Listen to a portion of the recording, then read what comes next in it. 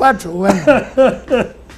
Bueno, hemos estado en estos días en varios de los programas, ¿verdad? A veces siento que estamos fabricando un galimatías, ¿verdad? A veces no se entiende muy bien lo que estamos hablando. Ojalá que el auditorio capte el doble o triple o quíntuple sentido de lo que estamos hablando. Ahora, yo insisto en las llamadas que me hacen. Las llamadas. Esa era una señora que yo conté que me decía que tanta gente que quería ser diputado y que ahora con la cercanía de las elecciones todos los partidos y todos se apuntaban porque querían ser diputados y que una vez que fueran diputados la mayoría no iban o estaban buscando viajes al exterior y que para hacer un quórum era dificilísimo y me llamó la atención la observación, porque sí, tiene varios días que no han podido resolver ciertas situaciones por falta de quórum. Y eso, que muchas veces el quórum no se logra porque están todos en la soda, están en la cafetería, el cafetín, como llaman ellos, en el cafetín, y el presidente se cansa de llamarlos y se integren, ¿verdad? Y es una... Bueno, hablar de disciplina entre diputados es imposible, pero hay una desorganización ahí tremenda. Cada quien hace lo que le da la gana. Y por eso es que se disuelven las unidades de grupos políticos, ¿verdad? Porque de repente surgen otros lideratos y entonces se van y se declaran independientes. Y todo. Qué difícil, ¿verdad? Es falta de madurez política, digo yo que es. Vamos a ver, el trabajo legislativo. Ajá. Ese es un trabajo dentro de las modalidades de trabajo que hay en la sociedad costarricense. Sí, claro, ¿verdad? claro. Hay gente que trabaja en una fábrica, en una empresa, en una institución, en las universidades, en las escuelas, en los colegios, y tienen diferentes ciclos laborales y diferentes horarios, ¿verdad? Pero el trabajo legislativo es el que hacen 57 diputados y los 800 y pico de asesores que tienen, ¿verdad? ¿Cuántos días tiene el año? A ver, don Álvaro, para una clase de escuela aquí. 365. ¿Cuántas semanas tiene el año? 12 meses, perdón. 52. 52, sí, 12 meses. ¿Cuántos domingos hay en el año? 52 o 53 según el año. Sí, sí. ¿Cuántos sábados? También. Entonces, si tenemos sábados 52 y domingos 52, tenemos 104 días al año que los diputados no trabajan. ¿Cierto? Sí, sí, claro. Los viernes tampoco trabajan los diputados. Entonces tenemos 52 días más, que serían 156 días al año. Si le quitamos a los 365 días, los 156 días al año, que no trabajan los diputados, ya llevamos 200 de trabajo. Si a eso le metemos las vacaciones de 15 días que usan en julio y el mes que se recetan desde diciembre hasta enero, más este año, que van a prorrogarlo hasta el 4 de febrero y quizás unos días más, son 2 meses más. Entonces, ¿cuánto llevamos de trabajo real de los diputados? Bueno. No. Sí, entonces, estamos de acuerdo en que los diputados de los 365 días al año están trabajando 150, si acaso.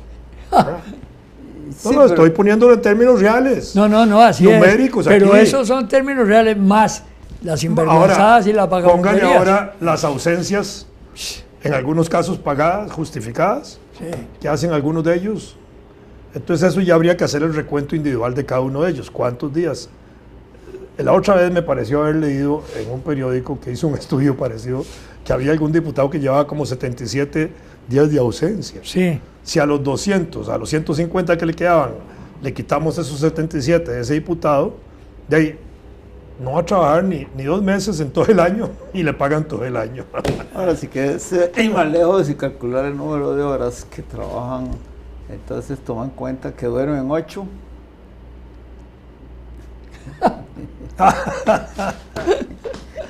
y que todos los días gastan 5 minutos en afeitarse. No, pero, no estabas diciendo que duermen 8 en el plenario, algunos. Bueno, yo decía los que duermen fuera, ¿no? Los que duermen en el plenario pues se computan como trabajo. Sí, claro. Pero, no, Bueno, pero fuera- muchos cuando hay discusiones salen computadas. Los que... no, lo que pasa es que, vamos a ver, el otro día leí por ahí en uno de los ensayistas estos contemporáneos, no me acuerdo cuál de ellos, es que son tantos los que leo que después ya no me sirven de nada. Uno que decía que en las democracias en vías de extinción,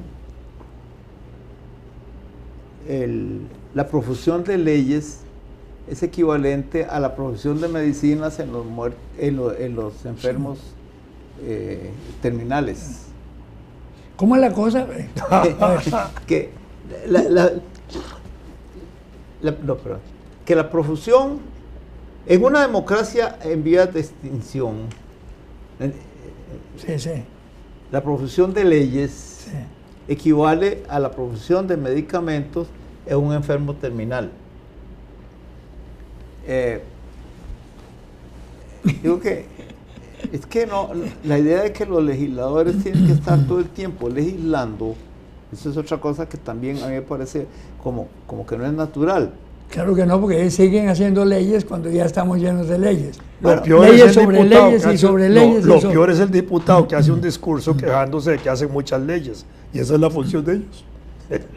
Sí, pero vamos a ver. Sí, pero no esa no es la función exclusiva. Control político. Control político, eso es. Porque hacer leyes, vamos a ver, suponte que esa sea la función única de los diputados, hacer leyes, una fábrica de leyes.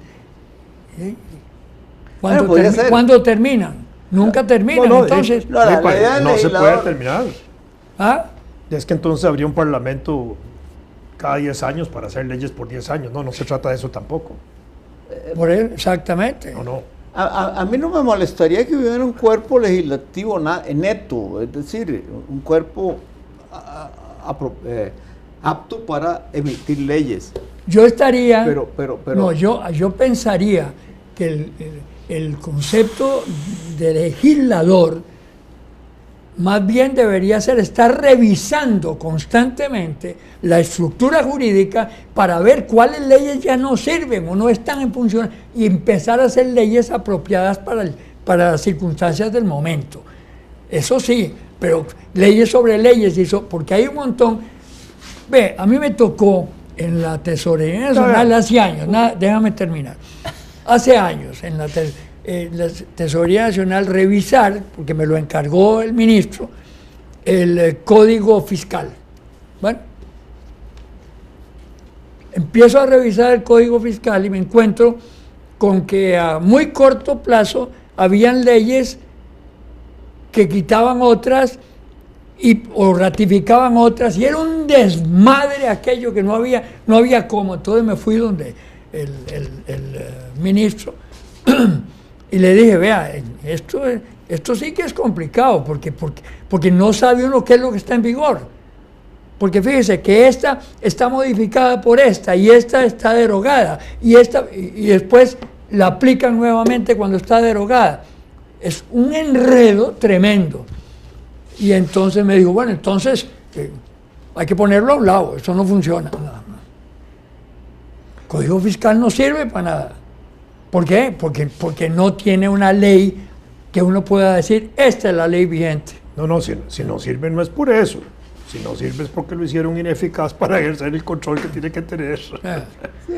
Vamos a ver, pongámoslo más bien históricamente. 1885, 86, por ahí se aprueba el Código Fiscal. Ajá. Primer Código Fiscal de la República. Dura hasta 1970. No había una visión, no había una estructura de entender la sociedad costarricense con perspectiva, y lo hace Llega sin funcionar. modificaciones. pueden haber habido modificaciones, pero llega el Código Fiscal hasta que se crea el nuevo Código Tributario. El Código Civil del año 1888 es el mismo actual. Sí. Se le separó la parte laboral, se le separó la parte de familia. Pero La parte acordate laboral en tú el que 43, estudiaste Derecho, y que la uno parte el de- Código Civil lo estaba constantemente anotando y modificando. Sí, pues porque, sí. bueno. Pero Entonces, bueno. sí, no son rígidas las... Pero hay perspectivas de que hay cierto tipo de leyes que son de mediano y largo plazo. Algunas son muy No coherentes. se hacen sí. códigos por 5 años. Lo único que se modifica mucho en la legislación costarricense es la legislación penal, porque ha habido muchos códigos penales, porque sí, la situación de los delitos cambia mucho, pero digamos, en el resto de las cosas no. El Código de Comercio, igual, de 1852, duró hasta 1964. Hasta 1964. 64. Bueno, bien. Son estructuras jurídicas muy sólidas, pero ¿y la gente de antes era más viva que nosotros hoy? No. Pero eran gente que tenía visión. Cuando aquí hacen el Teatro Nacional, Sí, A ver, sí, una cosa. 1890, que se les ocurre empezar a hacerlo, y lo terminan en 1897, En una aldea. rodeado de cafetales. Sí. Ah, Sí. con 20,000 o 25,000 personas en San José. No era pensar maravillosamente en grande, a lo bestia, así. Era como, no tengo idea, pero los que soñaron en ese teatro así tienen es. que haber pensado Era en un una sueño obra realmente. Un sueño realmente. algo- extraordinaria para Sí. la Costa Rica de aquella época, con una población chiquitilla en la capital, y tenemos ese monstruo de belleza que es el Teatro Nacional. Sí, Y eso indudablemente. es tener visión. No, ni duda. Bueno, igual pasa con las leyes. Es decir, antes el Congreso trabajaba menos tiempo por día. ¿Verdad? Los diputados iban a sesionar por horas en el día, no pasaban todo el día como ahora. Después se fue modificando eso. ¿Verdad? En algunos países los congresos trabajan por periodos de tiempo, 2, 3 meses, y después paralizan y trabajan otro tanto, ahí van. ¿Verdad? Entonces es un problema de De organización. en parte. Eso y de- es. Y ahora uno se pregunta cómo, vamos a ver, si este problema de las inconsistencias que se encuentran entre leyes es delicado porque aparecen. Y eso que decías vos, de que pues, de pronto se legisla en un sentido y al hacerlo se dejan sueltas, por ejemplo, si se deroga una ley y no se miden todas las consecuencias de la derogatoria, por ejemplo. Bueno, eso es un problema, habrá que enfrentarlo siempre, pero si los diputados empiezan a sentir que su importancia como legisladores depende de la cantidad de proyectos que presentan, por ejemplo, hay algunos que sí lo piensan, claro. y empiezan a producir proyectos como hacer tortas de carne.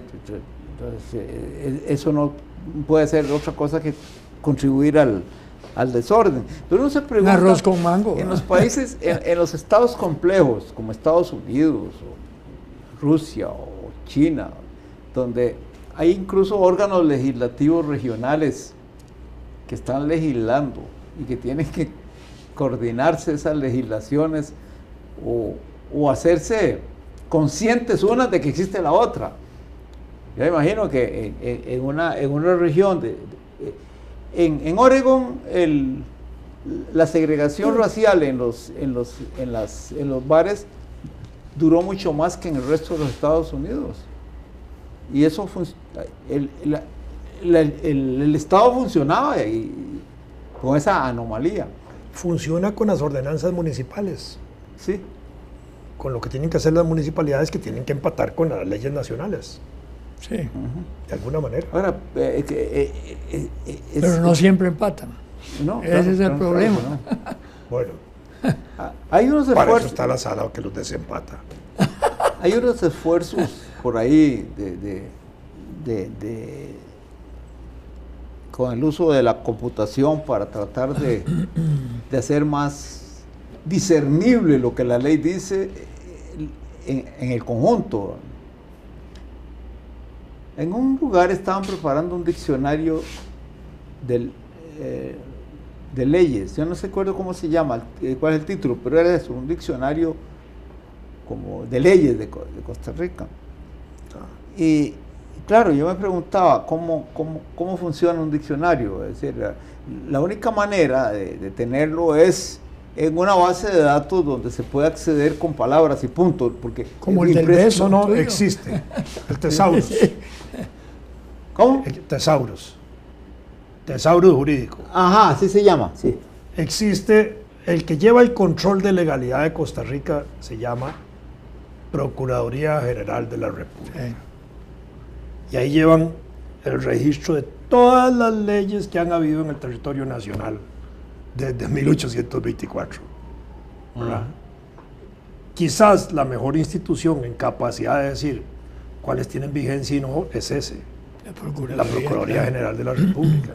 Sí, claro. Porque ahí van llevando el control de las leyes vigentes. Por supuesto que sí, pero también llevan el control de las no vigentes. Por supuesto, sí, ¿no? Por supuesto, ya no cumplen. La que era diputada en su momento, doña Gloria Bejarano,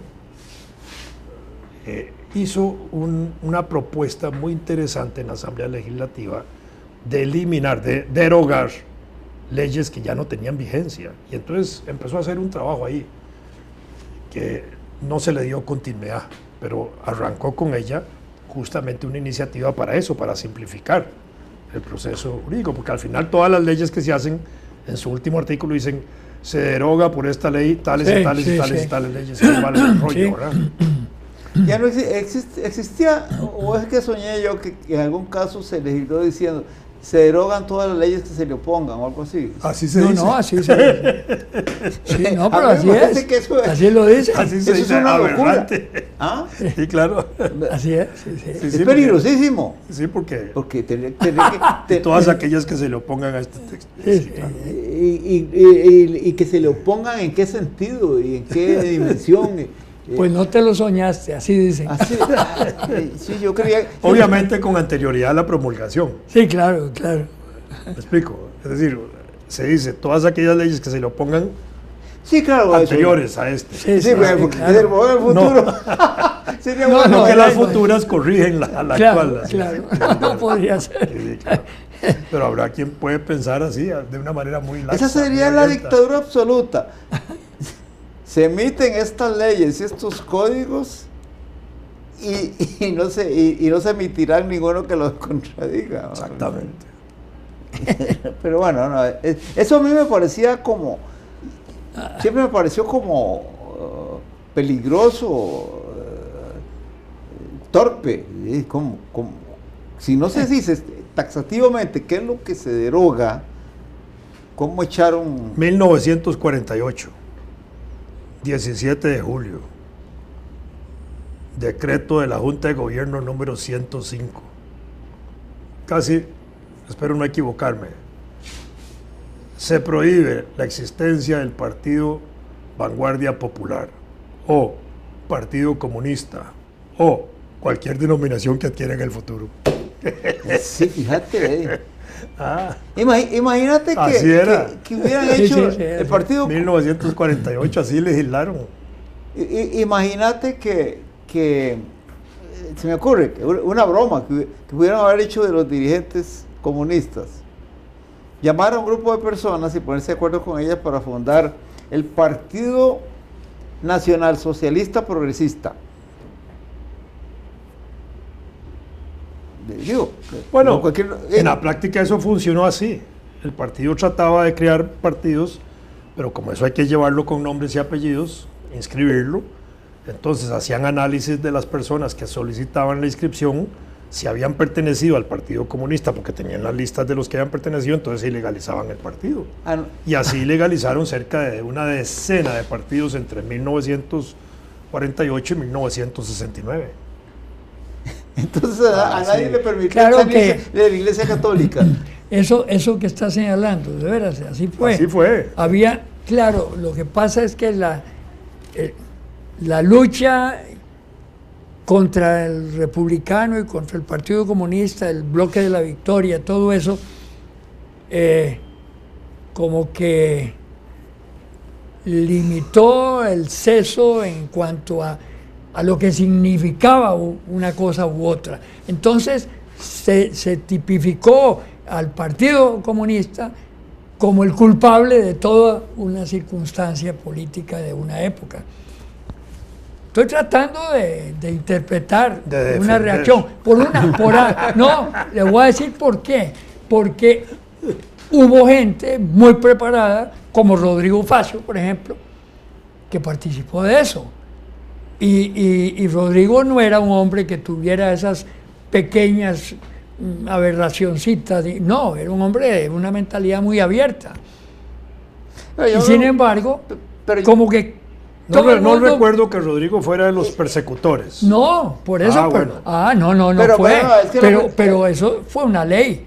No, pero y Rodrigo era parte. Fue un decreto, pero Rodrigo no fue parte de la Junta de Gobierno. No fue parte de la Junta de Gobierno. Fue parte de la Constituyente del año 49. Por eso, sí, pero la Constituyente ratificó todo eso. Bueno, porque en el último acto, el cierre del 7 de noviembre, cuando termina la función la Constituyente, le metieron ahí la Junta de Gobierno un proyecto para que la Constituyente ratificara y diera por legales toda la legislación de los decretos ley, y entonces ratificaron todo eso, por supuesto que sí. Bueno, por eso, y lo hicieron. Sí, claro. Por eso, es decir, hay épocas históricas en que hay circunstancias que le ponen limitaciones mentales a la gente.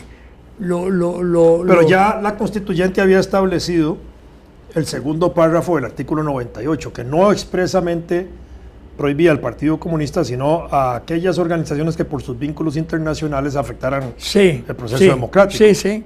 Bueno, y ahí empezaron a suavizarlo. Bueno, pero eso siempre lo amarraban. Empezó a abrir la mentalidad. Ahí no, eso no abrió ninguna mentalidad. Claro. Eso cerró porque siempre había el portillo de prohibir partidos políticos que los vinculaban al decreto número 105 y entonces les caían con el artículo 98 y con el decreto. Y era a dos pullas, no hay toro bravo. Exactamente. Ahí era así. Después, cuando se elimina el segundo párrafo del artículo 98, ya no hay ninguna cláusula de esa naturaleza, sino que se establece que todos los ciudadanos pueden formar partidos políticos siempre y cuando hagan una declaratoria en su organización estatutaria, estatutos de los partidos, que defienden el régimen democrático del país. Entonces, hasta el Partido Comunista, Vanguardia Popular y los partidos de izquierda que se han inscrito tienen que establecer en sus cláusulas que son defensores del sistema democrático, y si no, no funciona. Es otra cosa. Así es. Sí, así es. Sí.